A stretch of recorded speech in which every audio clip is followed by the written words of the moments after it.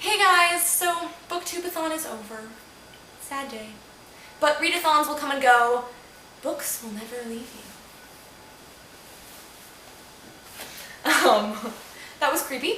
So that aside, I did enjoy Book-Tube-A-Thon a lot. I'm so excited that they might be doing it again this year. Before next year comes around, it might be a biannual thing, which would be awesome because I know this is like the only time I've seen the booktube community so intensely united on something. It's so cool to go into my little newsfeed thing and have Book-Tube-A-Thon updates every single day. I thought that was like the coolest thing to go in, and just everyone was doing it. It was awesome. So I'm really excited about this. I did not do very well this time. I'm hoping that next time I'll have a chance to really prepare for it a little bit more and get really into it. This time I was thrown off right off the bat by the first day.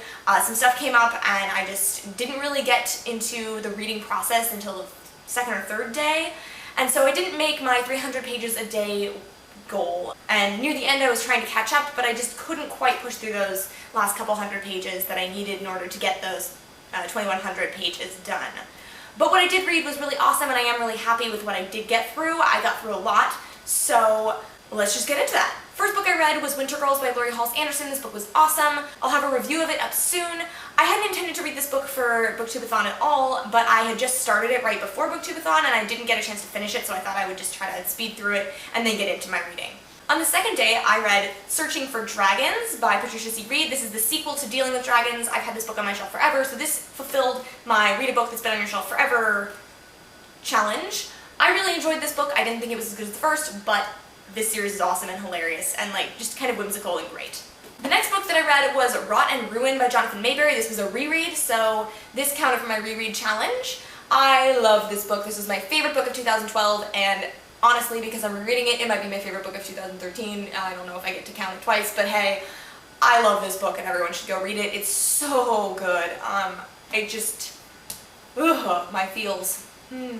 So good. So instead of reading Fragments by Dan Wells, which I had intended to get into, I ended up reading the sequel to Rot and Ruin, Dust and Decay. Now I didn't get all the way through this, which is unfortunate because it was going to be my 500-page challenge thing, but I did get more than halfway through it. It's so good and I'm so happy I picked it up. I know that Fragments is supposed to be amazing, and I'm sure it is, but I needed more zombies and I needed them now. So I'm so happy I picked this up. It is a library book, so it's not as pretty as I'm sure it is when you get your own pretty hardcover, but I'm enjoying this book immensely, and I did get about 250 pages into it, so that counted for almost a day's worth of pages. The other book that I read during Book-Tube-A-Thon was Monsters of Men by Patrick Ness. This was my audiobook, and this book was phenomenal.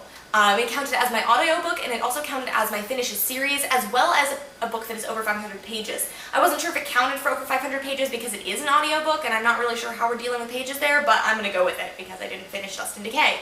So this book was so good, and I'm like, oh, my feels, they hurt. The series is phenomenal. I think everyone should go read it. It's so well crafted. I also got through about a third of 1984. I had it on audiobook, and I was really excited to get through it, but then my copy of it expired, and I couldn't get it again because there are like 15 people who have it on the whole list, and so I had to return it, which was really unfortunate. But I am going to finish that book this month, hopefully, so don't hurt me too badly. So that's how I did on Book-Tube-A-Thon. How did you guys do? I have a couple of questions for you guys about what you think I should do for the next time around. I know that a lot of people were putting up daily update videos, and I wasn't sure how you guys would feel about me doing those. Were they too much? Did you guys really enjoy other people's? I want to know what you think because I want to know whether or not I should do them next time. I was going to do them, and then I just, as I said, I got sidetracked by some other life things during the first couple of days, so it just didn't happen.